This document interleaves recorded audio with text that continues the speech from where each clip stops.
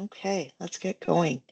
So, first of all, I want to thank everybody for joining us today. It is the first, let's call it episode of the GXP Spotlight Series. Nick and I, for about 6 months now, have been doing some deep dive research on various generational cohorts.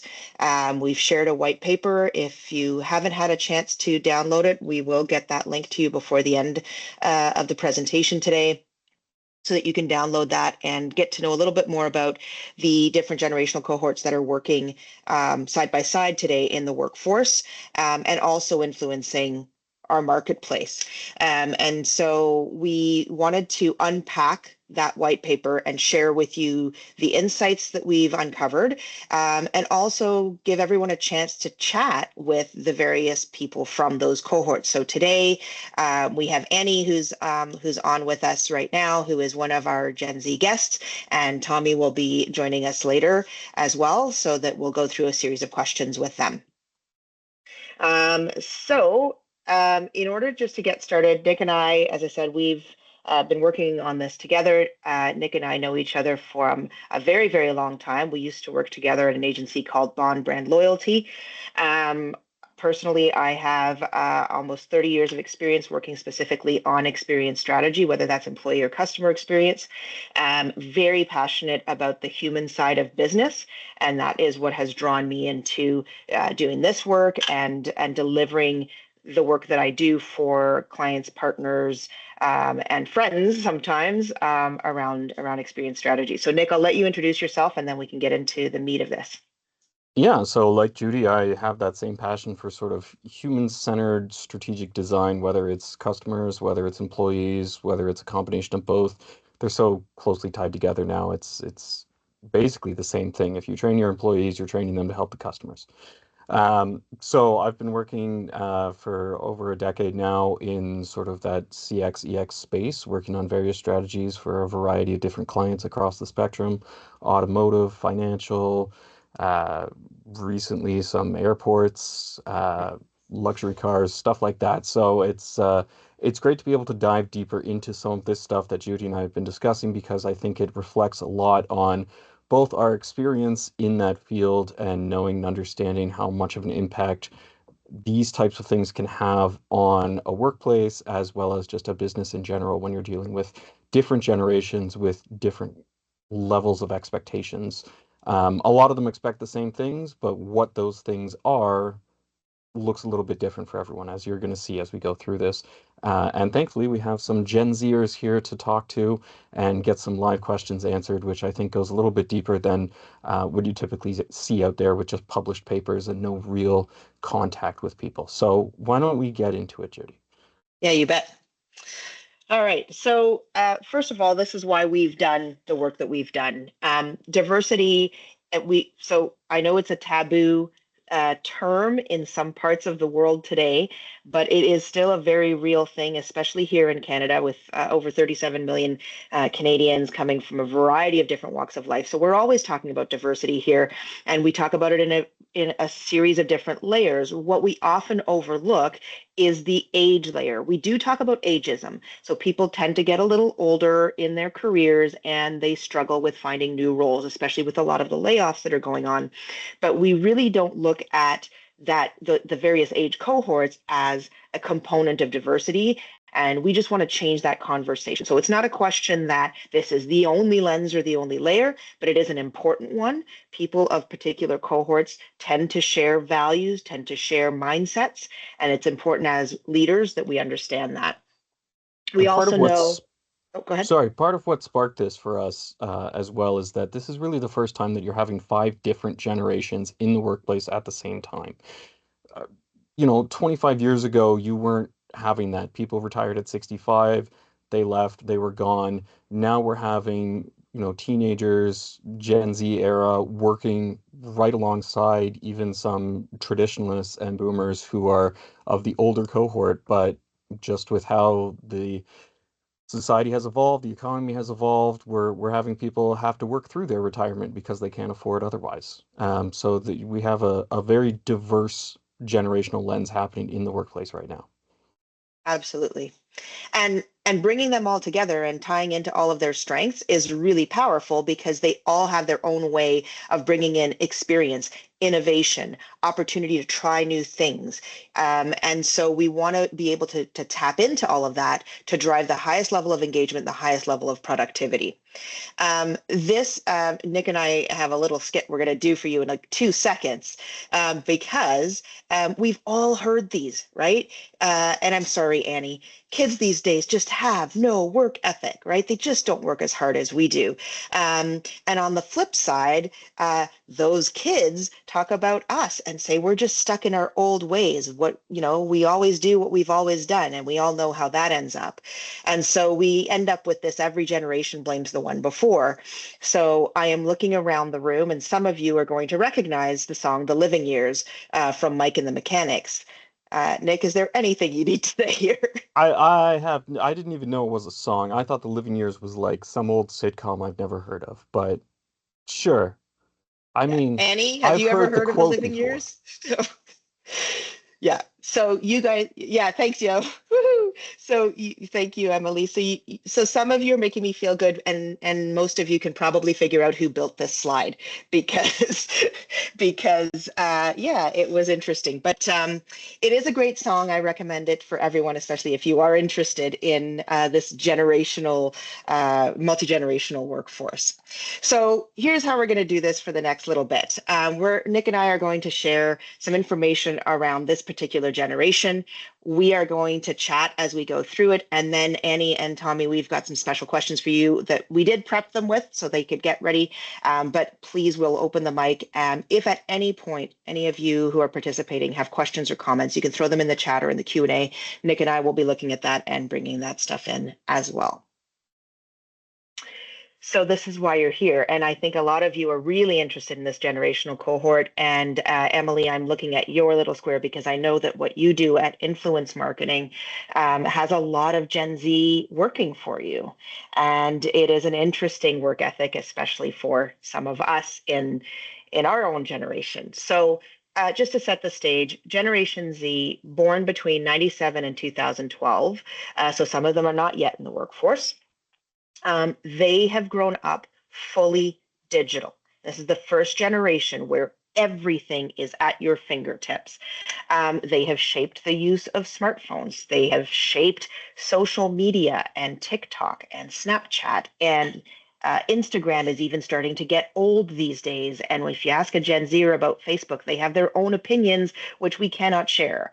And they are connected globally. So while there are still borders and countries, they have communities that far, surpass that particular reach. What's fascinating and some of the stuff that we learned in our Nick, actually, do you want to take some of this? Because I'm going, but I know you wanted to. I know you want to talk too. So go ahead. Yeah, yeah. So I think we know they're digital natives. We know they basically live online, but we also need to talk a bit about the world around them and how they sort of grew into being. They've endured a lot. They were some of the first impacted by the global recession, and a lot of them, because they were younger, they didn't really fully understand what that was, what happened. Their parents would be losing their jobs. Their entire lifestyle would change. They didn't know how to react or how to handle that, and they got to see all this economic uncertainty during those formative years, and frankly, it's never stopped because after that global recession, what happened next? Well, then we got into COVID, and that itself transformed entirely how they think, how their mind works, their resiliency, and how they're built up. A lot of that completely changed from how normal, I don't want to say normal people, but how typical generations in the past have developed and gone through that. We've been able to work through that, grow up as teenagers, be surrounded by other people, learn resilience as we go through high school and college, and we took that information and those skills into the real world as we moved into the job world. And Gen Z missed out on that. They didn't really have that same experience because they were stuck at home. They were trapped at home. They didn't get to go out. They didn't interact with people typically outside of their parents, and if they did, it was online. And that also, they're always connected. That led to even more of a reliance into that online world. And of course, there's more. crises that they've been dealing with nonstop. They're dealing with climate crisis. They're dealing with social justice, with movements like Me Too and Black Lives Matter. And it's continuing to go on, especially with how things are changing in the States right now, that they are just enduring one thing after another after another. And unlike millennials who came before them, they haven't built up the same resiliency against that, not through any fault of their own, but simply because they unfortunately missed out on it due to when COVID hit and impacted them. So they missed some of these milestones. A lot of them missed graduations, their first jobs, early adulthood, all of that got disrupted by just how the world was reacting and recovering to COVID, the isolations that were going on. It interfered with social development and building up those relationships, and a lot of them have very tight-knit groups, but online. When you ask them to do something in person, it can be a little scary. It can be a little intimidating, especially when it's with people they don't know or aren't comfortable with. So you talk about putting them into a job site and a workforce where they're dealing with a whole bunch of strangers they've never interacted with, a bunch of adults that are scary and have all kinds of different opinions about them. It's intimidating and it's shocking. And there's lingering effects of this disconnection from not only their older generational peers, but also their purpose. Because of all the hardships and economic uncertainty and everything they've gone through, they're sort of left listless. There's nothing for them to work towards as far as they see because they can't afford a house. They can't afford a family. They probably can't even afford a car. So what is the purpose of them working? Because even if they work as hard as they can, they see those things still out of reach. They still experience this hopelessness and they still have struggle identifying who they are because they haven't hit those milestones of traditional adulthood that moves you into those spaces just because of how the world is around them and where they are positioned in it. And on the next slide, there's a couple of points here. They really have dealt with this constant ongoing crisis. They've been stuck online. They've faced their global lockdown. They've missed a bunch of milestones. They're stuck in isolation. So it's very understandable to have this new workforce come out and they're hesitant. They don't want to commit to anything. They're skeptical of authority because they've seen the people in charge basically throw the world in flames. They don't want to put their energy out where they don't feel they're going to get the right thing back. And what those values are and what they expect is totally different from what traditional generations would be expecting, what other generations have had. Because of COVID, they struggle with sort of the resilience and because they've been online so much, that face-to-face connection is a little intimidating. Millennials really hated having to call people on the phone. Gen Z is that next step further. They don't even want to deal with people in person. It's like online only. That's it. That's where I want to be and nowhere else. So they're glued to their screen, but they still crave purpose. They still have a very strong identity, and I'm sure you've seen it on TikTok. They are for them. They are for their independence. They are for their own style and the way of thinking and approaching the world. But that doesn't conform to the traditional way a work environment fits. So there's a bit of a conflict between the two of them. And they're stuck with, well, if I'm not getting anything out of it, if I'm never going to own a home, if I'm never going to be able to afford having a family, what's the point? Why should I bother? I may as well just continue to hang out and have fun with my friends and not worry about work and not deal with it because what's the point? And parents are realizing that too. And we've all, as a parent myself, we've gone through that lockdown and the pandemic where we took care of our children. And so let's be clear. This is not painting it's not, all of those stats don't paint a great picture of the generation, but there are a lot of people, and Annie, I'm looking at you because I've met you and I know that you are tremendous and you are outgoing. But I suspect that some of this is resonating for you too, that some of those fears and some of those discomforts have come and you've really experienced them. And what that does is it translates into an incredibly broader conversation around mental health. And as employers and as leaders, we have to be aware. And it's very difficult, from a Gen X and a baby boomer perspective, where you were told, suck it up, walk it off. That's what you were told. Gen Zs were not told to suck it up. and walk it off. They were coddled and taken care of for all the right reasons. But now they're going out into a world that has not been designed for that. And they are experiencing public judgment. They are experiencing some of them being let go inside of their 90-day probationary period because our work structures are not built to handle that demand. Um, and it causes anxiety and depression. In fairness, and in our white paper, we did speak to a therapist and to some psychologists who shared with us a few things that I think you'll find interesting. One is anxiety and depression is genetic. So to say that the world around you is the reason for it is incorrect. However, the world around you does trigger it. It can be dormant, but we live in a world right now where it is triggered on a daily basis. And so if you are genetically inclined to have um, these mental health issues, they can be triggered a lot faster. And so you're dealing with things that just happen that cannot be controlled. The other thing is because of the pandemic and the lockdowns, in a time when a human mind, this is science. The frontal cortex develops between the ages of 13 and 18.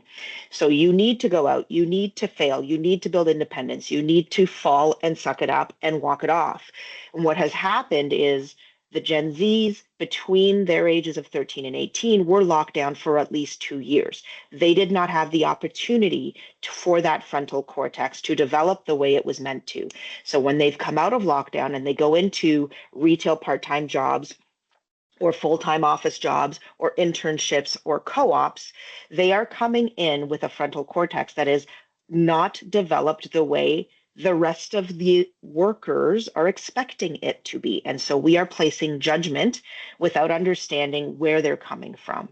So we need to think about HR policies and employee experience policies so that it is properly developed for this particular change in the way that the mindset has been developed. And Gen Alpha will be very different following right behind because they are going out at the ages of 11, 12, and 13 because they are getting that independence. So we have this cohort in the middle that has not had that same experience. And I'm looking around the screen, and I know there's a few Gen Xers with us today. And I will say that Gen Z is facing the same feeling of stereotype and isolation and smaller cohort that we did, that Gen Xers did. So I'd love to see us find empathy as leaders and as managers, because while they're not the same experiences we've gone through, the resulting judgments are very similar. So I think that's an important kind of thing for us to think about. Remember when you started your job as a Gen Xer, and boy, did we ever get judged, right? Latchkey kids, want independence, we're going to rule the world. Where we had all of these stereotypes that came at us, and we didn't like it. And now we have a new cohort that is facing that similar kind of flavor.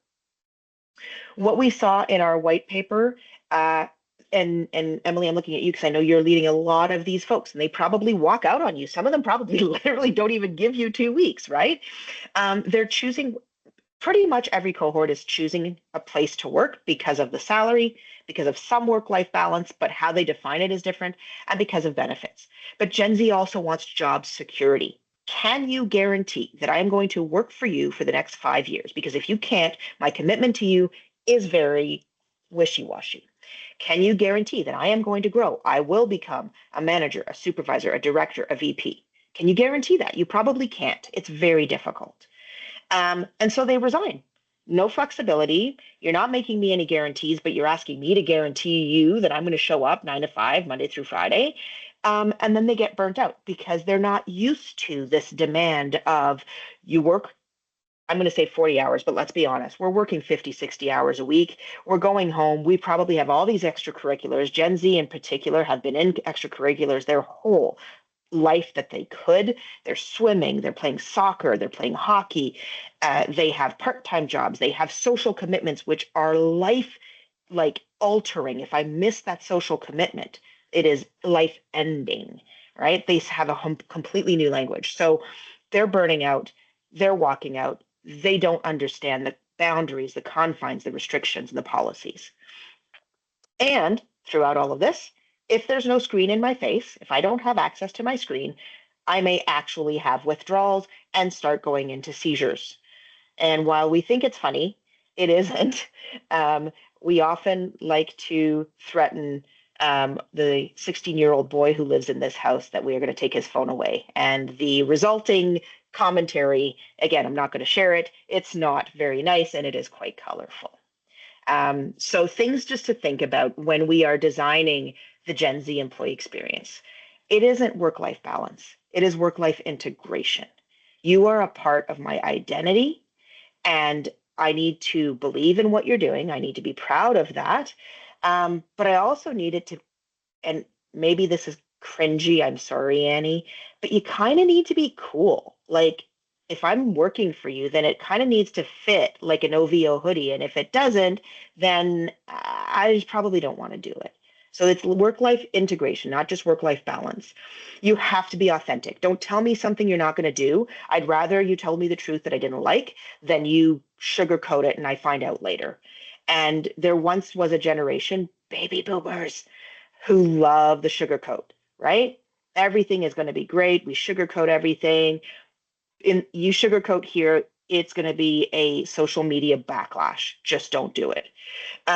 Development focused, they haven't had a chance to develop and to grow like a lot of the previous generations. So how are we designing learning, development, onboarding that not only gives them the product knowledge because they probably have to sell something, but also gives them this ability to learn, that gives them this ability to retain, that gives us this ability to go, oh, I can build autonomy. I can truly become something. So when I've spoke to other leaders who say, well, it's not my job to be their parent. You're right. It's not your job to be your parent. But if we don't start changing our policies and our approach as leaders, we're going to lose our entire workforce because the baby boomers will retire. So we have to count on this generation coming in.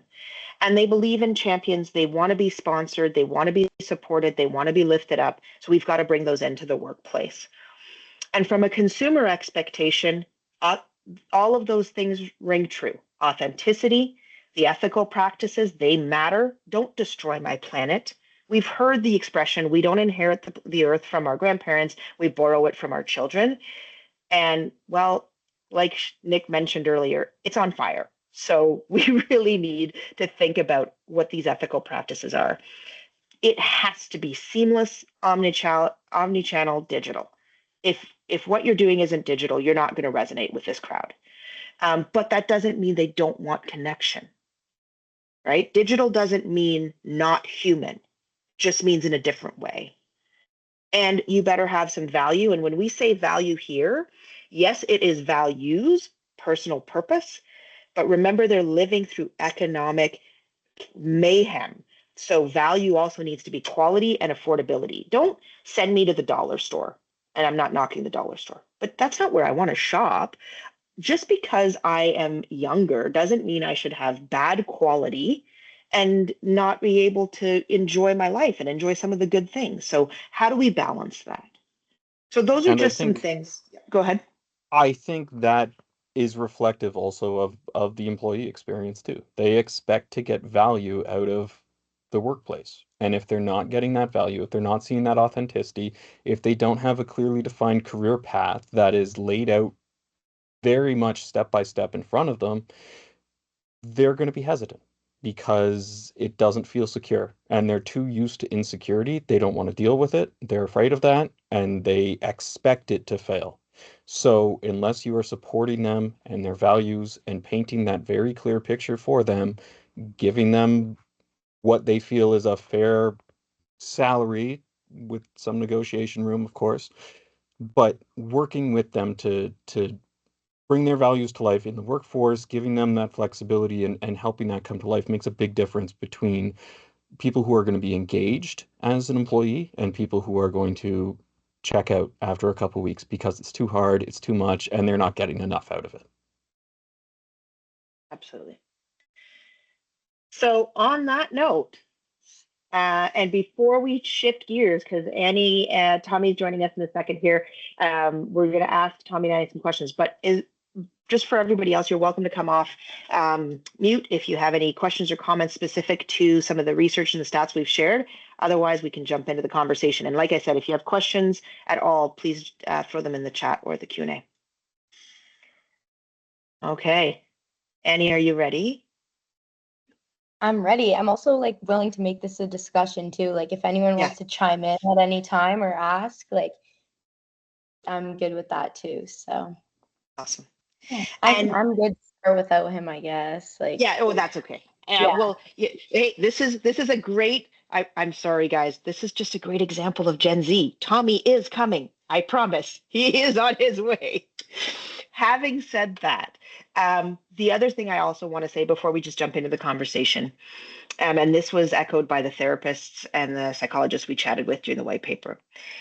These people who are joining us today, so Annie and Tommy, the people who go to therapy, they are a bit of an outlier on the bell curve because they are choosing responsibility, they are choosing accountability, they are choosing, thank you, Annie, to take themselves off camera and to share, even if sometimes it might be a little scary, right? There is a cohort of Gen Z, a large cohort of Gen Z who does not want to do that. So Annie, I'm going to ask you as you're looking at those questions, think about your friends too, because I'm assuming some of them would probably be uncomfortable doing what you're doing today. And she's smirking because she's like, oh yeah, probably. So I'd love to hear that perspective as well as we go through some of the questions. So we've got a series of, half a dozen, 8 questions that we're going to share. Please jump in. Please, if you want more clarity, Annie is certainly welcome to do that. And Tommy is coming, I promise. So we're going to start on the. I'm better anyways, guys. So yeah.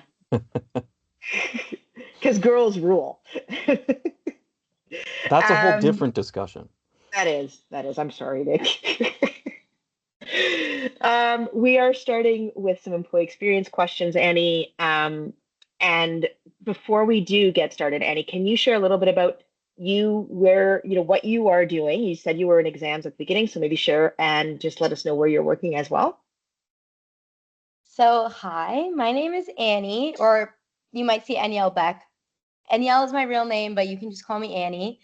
I am 20 years old now. So I was born in 2005. I am in 3rd year kinesiology at Western right now. Well, I just finished 2nd year, going into 3rd year.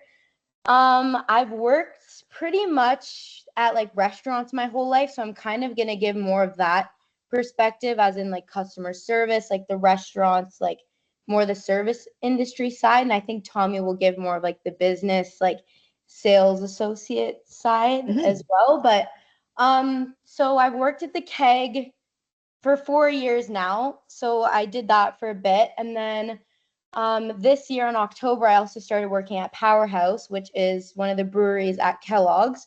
So right now I am hosting and serving there. So I'll do like hosting, busing, bar back, serving, all of that. So yeah, I'm kind of going to give more my perspective tailored in that aspect, if that's okay. But if you would absolutely like to hear, like, yeah. So that's awesome. If anyone has any questions about that, if not, I'm ready to get started. You bet. Awesome. Thanks, Annie. You're welcome. Okay. Yeah. So Annie, if I can ask you to start with this, and I know Tommy's your employer. He's not here yet, so you can talk about him if you'd like. Yeah.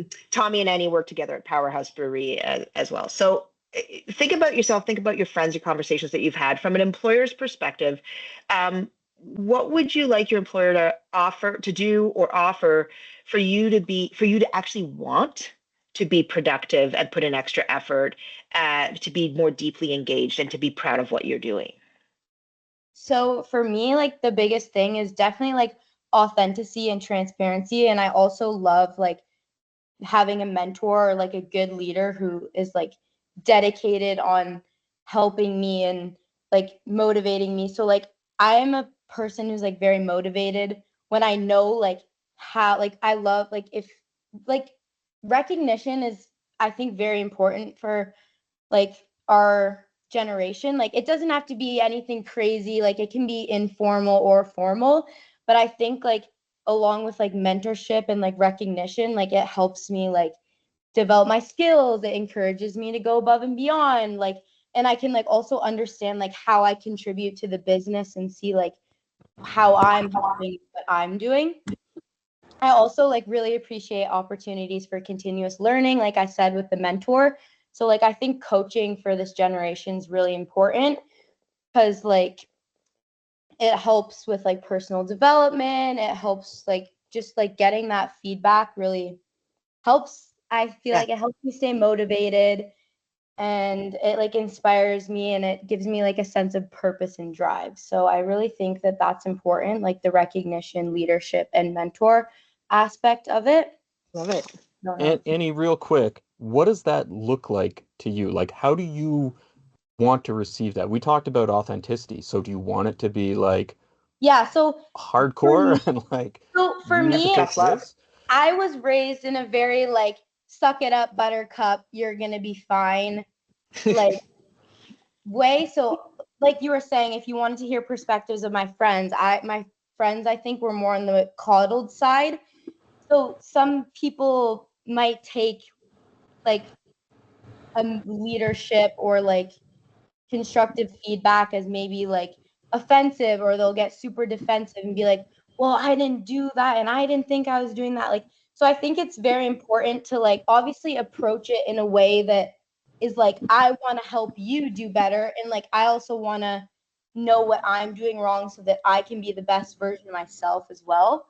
So I think it's important to like approach it in more of like not like a like a constructive feedback, like more like a learning experience than like, hey, you're doing this wrong, I want you to do this better. Like if you lead with, hey, I really loved that you were doing this, however, like to improve and to like excel in your position, if you could do this, or like, does that kind of answer your question? Like, Yes, definitely. I think that's great clarity. I think if anyone's familiar with the term of a compliment sandwich, I think that's pretty relevant here. like a nice compliment sandwich. So start with something good, then not that it's negative, but like bring in what you think could be improved, and then like end it with something else positive, just because I think like positivity is like very good for our generation, just reinforcing that, because like a lot of people can, I feel like, take things too personally, or they'll take it as an attack and not a way to like learn or develop. So I think that's really important.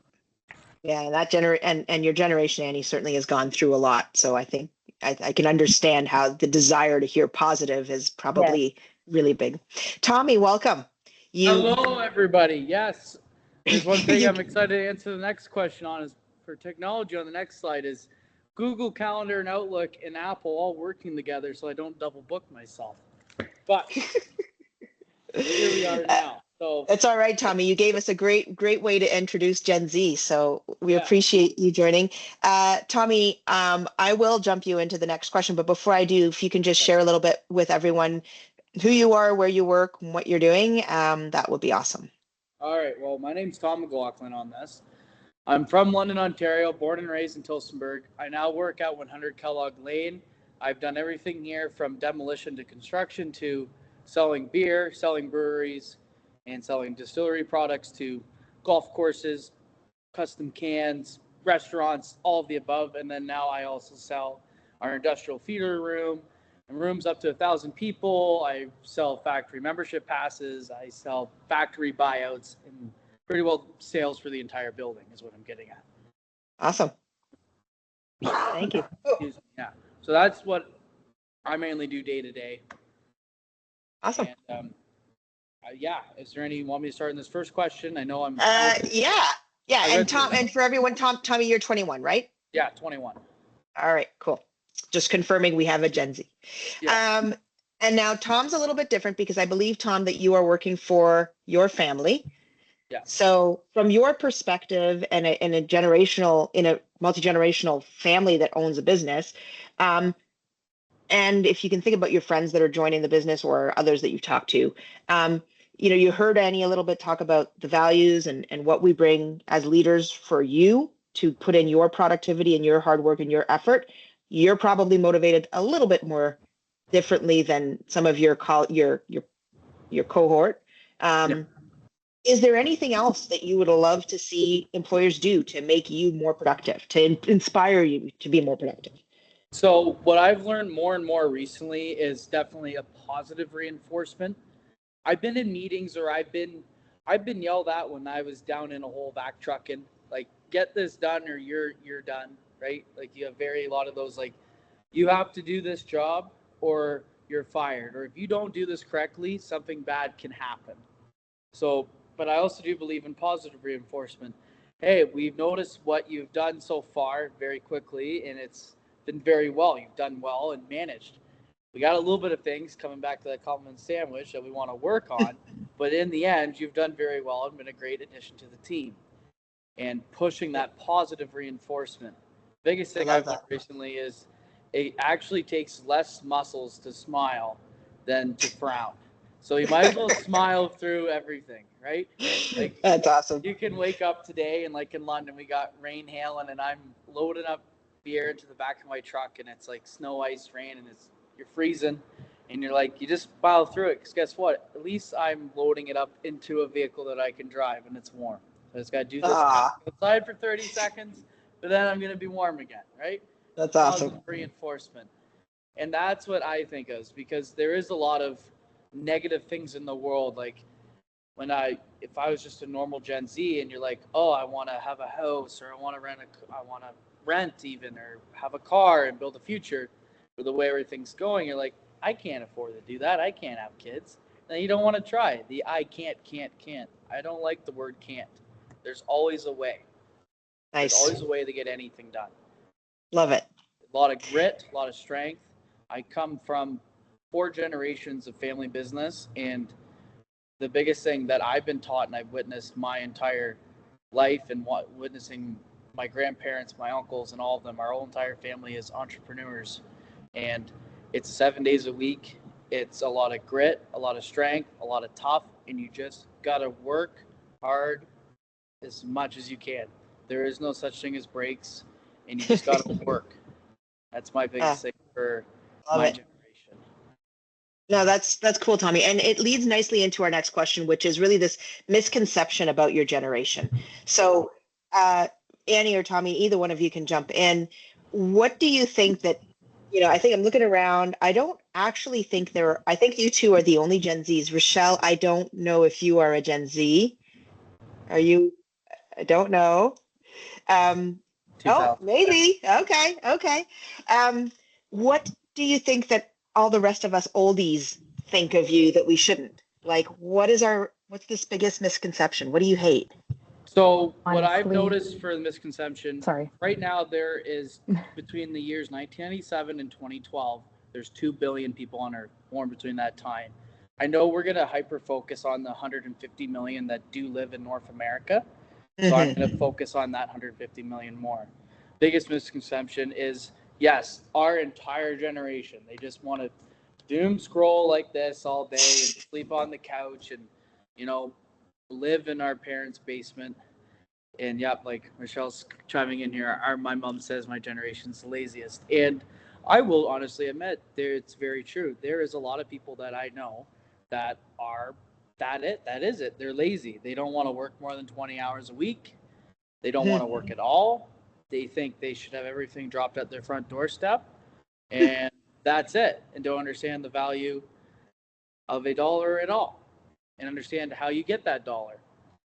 But I do believe, and Dana White said this about 2 years ago in an interview, we have the softest generation, but if you are strong and tough and want to work and have grit, this is probably one of the easiest and best times that a generation can succeed and survive and be successful. Like, that's awesome. Annie is a great example.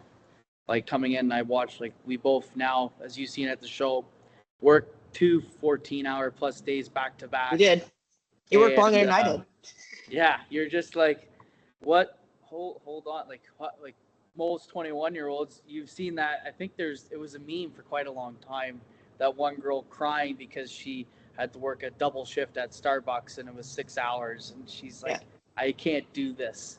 And I mean, I laugh at it because generally I've been working on a farm since I was 10, 12, and working 8 hours was a short day. That was our Saturday, right? Like, that's the short day. But I do believe there's some soft, but our generation wants to work too because they want Annie, to have money. Annie, do you want to add something from a misconception perspective? And I totally understand, Tommy, that concept. No, I fully agree with Tommy, and I like you said you wanted like perspectives from my friends. I'm not trying to like diss that or like other people that I see around. Diss away, they're not here. Yeah, exactly. So no worries. We're not recording and posting this later. You're fine. Okay, great. So yeah, I fully agree with Tommy with that. Like there's definitely, I think, either like you're either super, super tough and your parents raised you like suck it up, buttercup, you're on your own, which is definitely the way I was raised. So like a lot of the things in life I had to work really hard for myself. My parents didn't want to pay for things. My parents were very much like, if you want something, you have to get it. If like all very independent. But what I saw with my friends is that they got a lot of things given to them and their parents wanted to give them rides places and they don't really need to work. Or like for me, like a big thing, like they said our generation's the most lazy, but like for me, when I turned 16, I got my G1 the day I turned 16, and then I got my G2 the day I could get it, and got my G the day I could get it, which I'm thankful for. But some people in my generation or friends that surround me, they have their parents to drive them. So like, why would I get my license? And then they're 4 years old and then can't drive. Same with like education. A lot of my friends right now are like, they just have no drive, no motivation. So I'm going into 3rd year and I have people my age who still just got out of high school and are working a part-time job 15 hours a week. So you can definitely see that there is a lot of laziness within the generation, but I think the people who really want Tommy and I, like you said, I think will be that's great and shine through there. So and Rochelle, you're sorry, Nick. We just go. I know Rochelle is a Gen Z, which I am so excited that a Gen Z registered to join the webinar. Is there anything you'd like to add, Rochelle? I saw that your mom called you lazy, but if she knew you were here, she'd probably change her mind a little bit. Anything you want to? No, I agree with what Annie said. Like, I think that I personally am battling the two between like being raised, by a mom who's independent and telling you to suck it up and be strong, and then also needing that like empathy and that, in our generation, our day to day, what we go through, like we need that empathy and we need that respect and transparency and that like realness kind of thing. I think we value that, and I think there's like a battle between the two now because like you're a product of your environment as well. So everyone's different. Like every Gen Z is different too. So like I was like forced to just like be strong, like be an independent woman, and then also like things being thrown at you that like I don't like or I don't tolerate. And so that's great. Thanks. So I have a question for the three of you from the Gen Z perspective, and I think you all kind of touched on this, is that there is sort of a more common mindset amongst Gen Zers who aren't like you guys, who aren't hardworking, who don't have that same mentality. So what do you think employers can do to change that mindset, to get them to realize the value of putting in the effort and the hard work? What could be done to appeal to those Gen Zers? That's a great question, Nick. And it's a really good one to think on. Me personally, I think sometimes the strength and grit can almost not be taught into certain people. There's some people when, like, from a Gen Z perspective, when they're talked down to or like told, like, tell them like, you have a 5-year plan here, and if you do this and this and this, and this year you'll become this, and this year you can become that, and then after that in 5 years you'll be the head of this, and you can be making this amount of money. I think that is probably the best way to try to change their opinion. So nice, clear kind of growth plan. Yeah, it's a really something. It almost has to be taught from a young age. But if it's not taught and drilled into you from when you're still having your adult brain developed, I don't think it is almost possible. It takes a lot of self-motivation. Like, I remember, if anybody else like me, there's a YouTube channel called Motivation University, and they have a lot of good speakers on there, from Tony Robbins, Mel Robbins, Gary Brecka's on there, Tom Brady motivational, Mike Tyson motivational, and you almost got to just listen to those. And those ones really inspired me. Like when you have those moments, like we all do, where like I don't want to get out of bed or I don't want to go to work. You just got to watch one of those videos, and then you're like, never mind, I don't have time for this. It's time to go. I want to succeed. Yeah. So I think it has to be dealt with a lot of self-motivation too, and not reliant just on the workplace. Okay, I'm just looking at our time and I love this conversation. I'm going to flip into our customer experience perspectives as well. Want to just get a few questions in here for another 5 minutes or so. If there are any questions from the gallery, please feel free to come off the line. I'm seeing people taking notes, which is really cool and really exciting. So Tommy, Annie, from a consumer perspective, like when you go and buy stuff, what do what do brands or businesses do that make you trust them? So Annie and I were discussing this because we work together, so we do talk fairly regularly. Loyalty for a bigger brand for me was Apple. I've had an Apple product since I was 8, starting with the iPod Nano, then an iPod Touch, then an iPhone. And just the way how I can walk in there, if any questions, everything seems to magically sync through clouds and all the stuff I don't understand, so that now I can link and everything's perfect that way. So I'm loyal to it. I remember one time I was in construction and I really wanted the new Caterpillar phone. Cat makes excavation equipment, and they came out with this phone that was being ran over by a bulldozer, has thermal imaging, has all the temperature checks, a 10-day battery life. I was like, I don't care how thick this phone is. This is the perfect phone for me. But it was Google software and Android. And after trying to tinker of it for an hour, I brought the phone back. I was like, nope, never mind. No chance. I can do this. So for me, that's loyalty. On a smaller brand was this car wash place I go to probably once a quarter or once every other month in London. It's a drive-in, full detail. The guy remembers me from 4 years ago when I started going there because I brought him a lot of customers because I was working across the road on a job site. And I walked in one day on break there. They washed my truck. I came back at lunch with a brand new washed truck, and everybody's like, where did you go? I'm like, just across the road. There's detail in place. And I brought like 10 trucks over for like the next 6 months. So they remember me from that. And to this day, 4 years later, they still remember who I am. And I have brought in several different vehicles there, and they always smile and trust and wipe it down. And they let me look over the vehicle. And if I do see a spot, they will wipe it and fix it before I hop in and drive away. That's awesome, Tommy. Drive through. I love that. Yeah, and I think those are my two big for a small one and a big company. That's great. And Annie, how about you?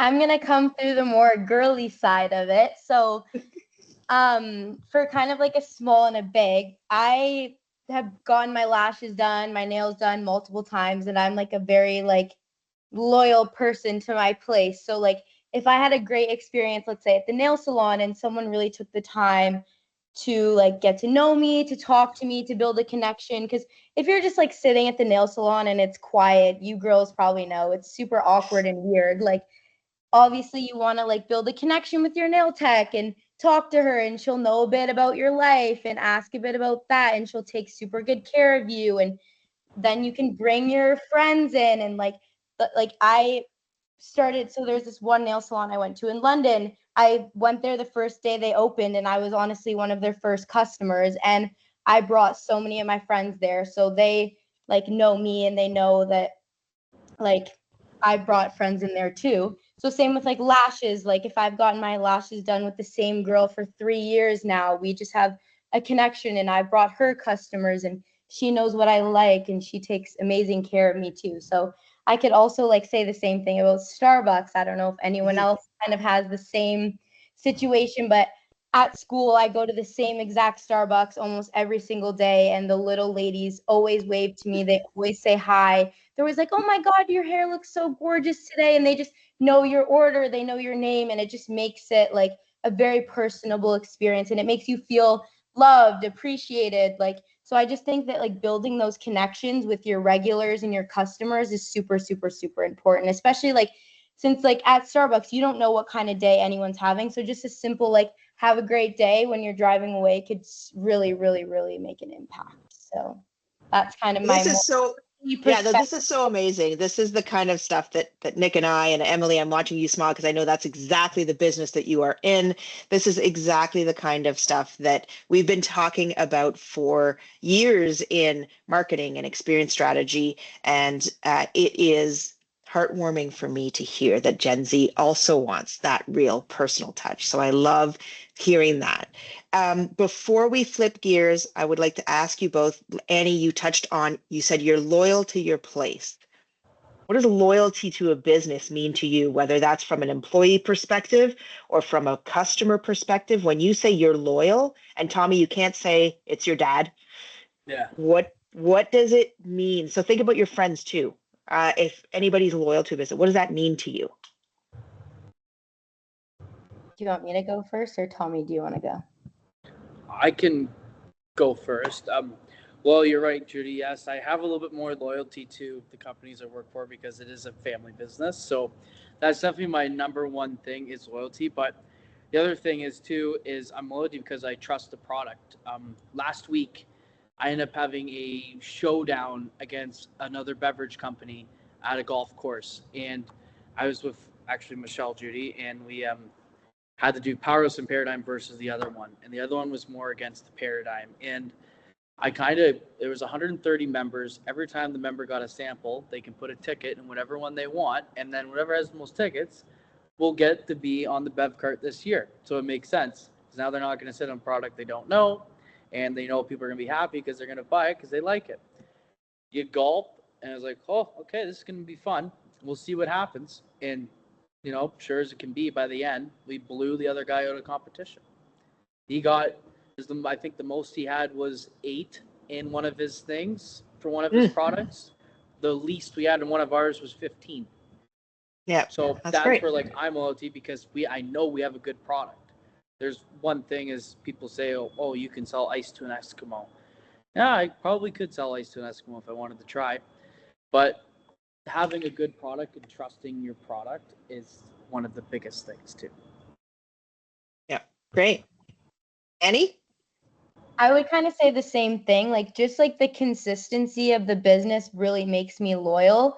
So, like, I am a Starbucks stan because every time I go, my coffee always tastes good to me. I never have a bad coffee. And if at Starbucks, if there is a problem, like if I was like, hey, sorry, I actually got vanilla cold foam instead of chocolate, like no worries, we're gonna get that sorted, and they just make you a new drink right away and no problems at all. Now, if I was to compare it to Tim Hortons, I'm not trying to bash, I don't know if it, but every time I go to Tim Hortons, my coffee tastes horrible. So I'm like done with Tim Hortons. I don't want to go there. Their iced coffees are just not for me. Maybe that's just a preference thing, but to me, consistency is definitely what makes me come back and be a loyal customer. So same thing with like my nails. Like if I go to the same place every single time and they really take the time on my nails, like they could be fully booked all day and super rushed, but the fact that they sit with me for the time that they booked for me to do my nails, do it perfectly, make sure that I'm super happy and satisfied. And I just know that going there every time, I'm going to be super happy and satisfied with my nails or whatever, no matter what. Oh, that's great. Thanks for that. Okay, there are 3 minutes left in the hour. Before we wrap, we did want to give a chance to do a little open mic. I don't know if anyone has any questions or comments or feedback for Tommy or Annie. If you'd like to come off the mic, give you a minute or so to do that.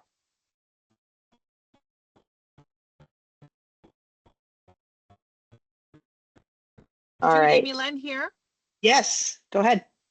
Yeah, I just want to say thank you. This is a great conversation. And you see, I want to be friends with Annie now. Yeah. I think we've got our Starbucks preferences, and I just like the customer experience I get every time I go to my local Starbucks as well. So thanks for the great conversation. Thanks, Judy. Thanks, Nick. Thanks, Thomas, Tom, and Annie. Have a great afternoon, guys. Thanks, Milan. Thank you so much. All right. Thank you. Well, I really appreciate it. yeah, it was great. Tommy, Annie, if you guys want to stay as we wrap up, you're certainly welcome to. Tommy, I know you had a 1 o'clock, so if you have to run, you go ahead. Thanks so much for joining, guys. And we will just wrap up for everyone else. Thank you so much. I know there was a little bit of confusion there. As soon as you said 1 p.m., I was like, perfect. I have Craig covering me right now, so I am okay to stay on a little bit longer. Sure. If anybody's got any more questions. But yeah, overall, I was very happy when you texted me on, I think it was Monday last week. Yeah. You really enjoyed how you seen Gen Z people work. So I'm happy to talk about it, and I really hope this can go somewhere and Gen Z people can really start shining. You bet. And thank you, Nick, as well. I don't know, we haven't really chatted at all. I know you've been CC'd in a few things, but thank you for bringing me on. Yeah, Thank happy you. to be a part of this. Looks like Erica, you have your hand up. Yeah. Hey, yeah, thank you. I do have a question. I don't know if this can be answered like in a short phrase, but I'm really intrigued to like see what do you look forward, what motivates you in the next 5 to 10 years? Like where do you see your lives in the next 5 to 10 years? What is kind of like success for you? For me, success would be not so much on the material side. Like I'm not like a type of person like in 5 years I'm gonna have a Lambo, like or it's more about for me is great relationships, whether it's with friends, with a wife, having children in the next 5-10 years is very important to me. That would be that, and then also for a work standpoint would be running, whether it's a power like this brewery myself that I'm in right now, or running one of the other companies or running the whole joint. That is sort of where I see myself in the next 5-10 years. Yep. Annie? Yeah, so I came from a bit of a less entrepreneurial side. So my dad was a bit of an entrepreneur, but I really want to see myself in 5 to 10 years, done school, done my master's or whatever other program that I have to finish. And I would love to start my own company for sure. So that's where I'd love to see myself. And I'm also at the same standpoint with Tommy, where I'm not a materialistic person in that way. So I don't really have like, oh, I want a huge mansion in 5 years. It's more like I would love like to be happy, to have a great family, to have a great support system, to just be like successful and happy within my own skin and like proud of myself for sure. And yeah, definitely own my own business for sure would be super exciting. So if any of you like yoga and Pilates and need a personal trainer, I'm here. You're it. Okay. All right. We are going over 1 o'clock. So, Nick, I'm just going to kind of click through some slides here so that we've got them on our recording. Annie, Tom, thank you so much for joining. Erica, thank you for registering. We will send out the recording for everybody to listen to. Tommy, you can share with the family, let them know how great you did. Yeah. And Annie, you too. So we hope that we can continue this